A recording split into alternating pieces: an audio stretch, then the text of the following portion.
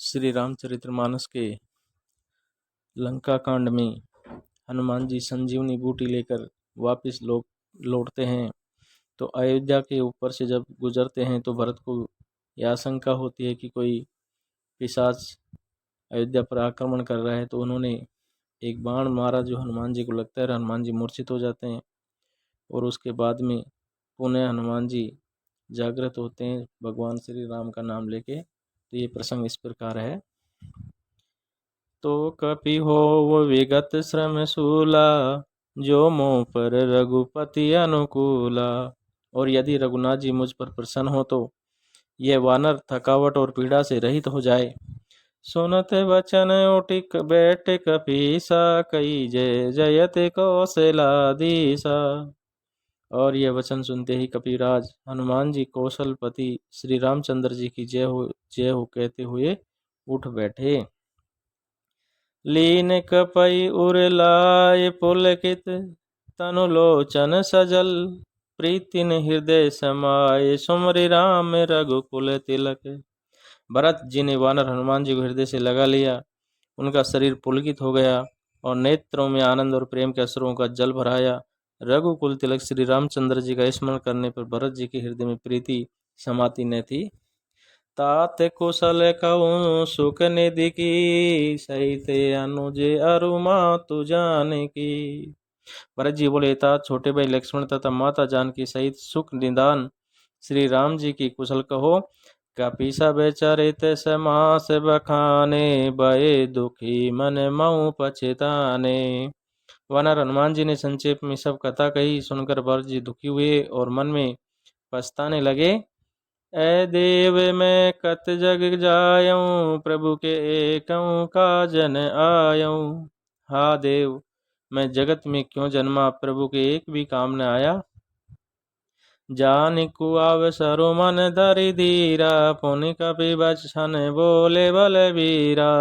फिर कुअवसर विपरीत समय जानकर मन में धीरज धरकर बलवीर भरत जी हनुमान जी से बोले, तात गहरू यही तो ही जाता, काजु न सायई होत प्राता। हे तात, तुमको जाने में देरी होगी और सवेरा होते ही काम बिगड़ जाएगा। अतः तुम चडु मम सायक शैल समेता, पठवो तो जय कपि निकेता। तुम पर्वत सहित मेरे बाण पर चढ़ जाओ, मैं तुमको वहां भेज दूं जहां कृपा के धाम श्री राम जी हैं। सुनि कपि मन उपजा अभिमाना, मोरे भार चलई किमि बाना। भरत जी की यह बात सुनकर एक बार तो हनुमान जी के मन में अभिमान उत्पन्न हो गया कि मेरे बोझ से बाण कैसे चलेगा, किंतु राम प्रभाव विचारी बहोरी, बंद चरण के कपि करि जोरी। फिर श्री रामचंद्र जी के प्रभाव का विचार करके वे भरत जी के चरणों की वंदना करके हाथ जोड़कर बोले, तब प्रताप उर राखि प्रभु, जे हूँ नाथ तुरंत। अस कई आयुष पाय पद, बंद चलो हनुमंत। हे नाथ, हे प्रभु, मैं आपका प्रताप हृदय में रखकर तुरंत चला जाऊंगा। ऐसा कहकर आज्ञा पाकर और भरत जी के चरणों की वंदना करके हनुमान जी चले।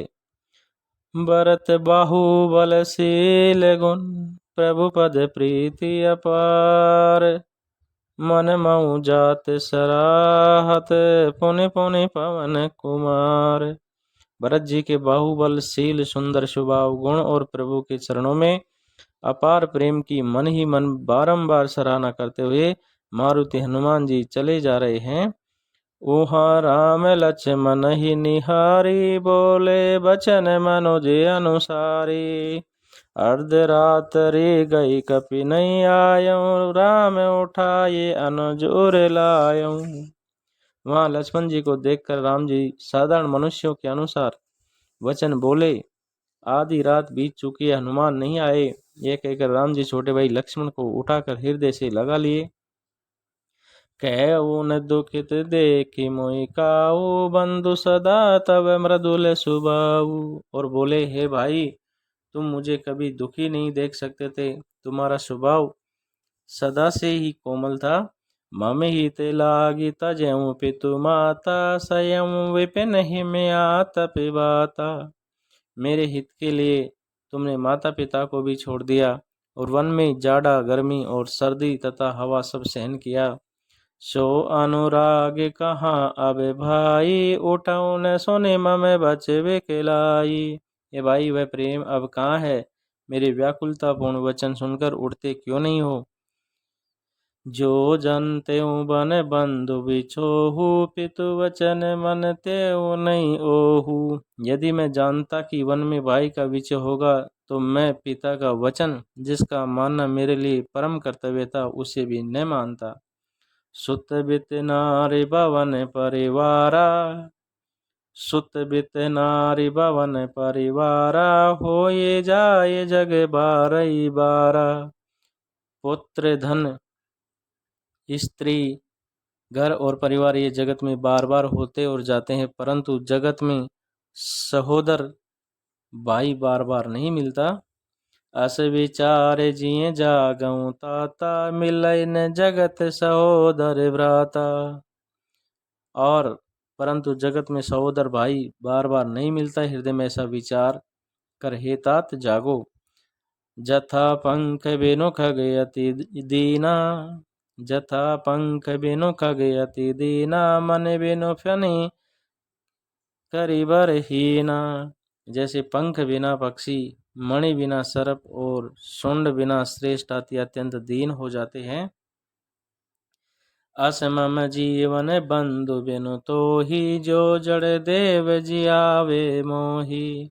यदि कहीं जड़ देव मुझे जीवित रखे तो मैं तुम्हारे बिना मेरा जीवन भी ऐसा ही होगा। जय हूँ अवध कवन महुलाई, नारी हेतु प्रिय भाई गवाई। स्त्री के लिए प्यारे भाई को खोकर मैं कौन सा मुंह लेकर अवध जाऊंगा। मैं जगत में बदनामी भले ही सह लेता, बरु अपजस सहते जग माही, नारी हानि बसे अति नाही।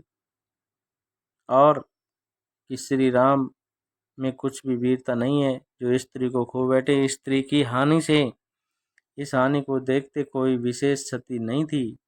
आपे आबे आपे लोक शोक सुत तोरा, सै निठुर कठोर उर मोरा।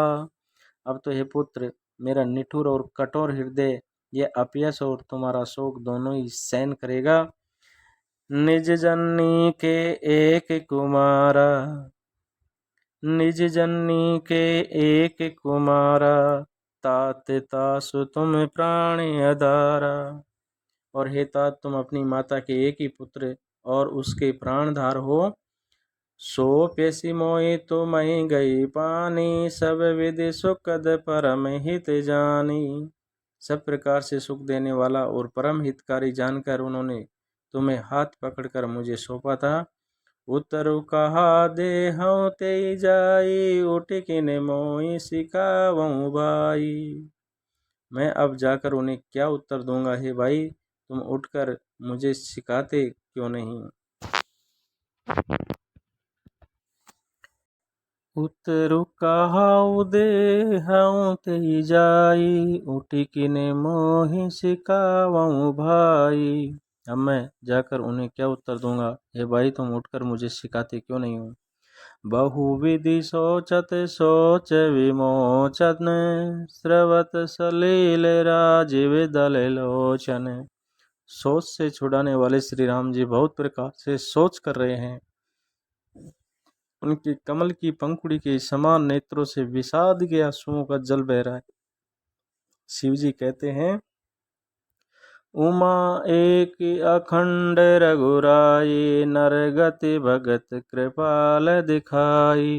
ये उमा श्री रघुनाथ जी एक अद्वितीय और अखंड हैं। भक्तों पर कृपा करने वाले भगवान ने लीला करके मनुष्य की दशा दिखलाई है। प्रभु प्रलाप सुनि कान, विकल भय वानर निसर, आय गयो हनुमान जिमी, करुणामय वीर रस। प्रभु के लीला के लिए किए गए प्रलाप को कानों से सुनकर वानरों के समय व्याकुल हो गए।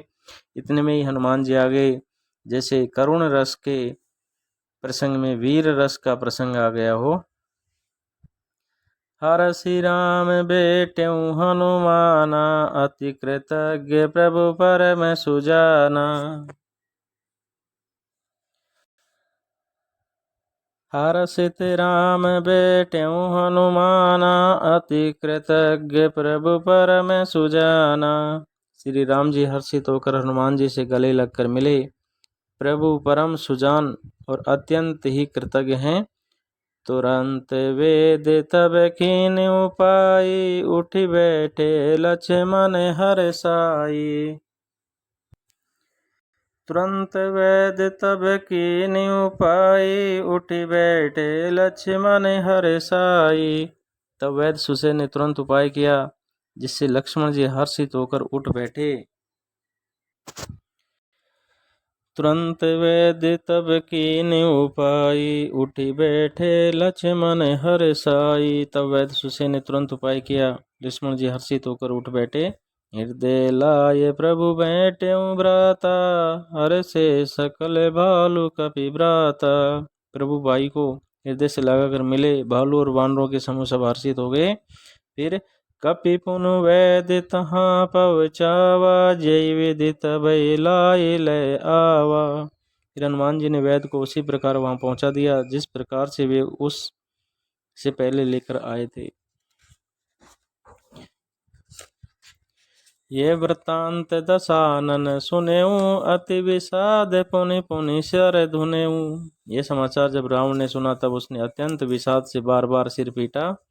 व्याकुल कुंभकर्ण पयावा, विविध जतन करता ही जगावा।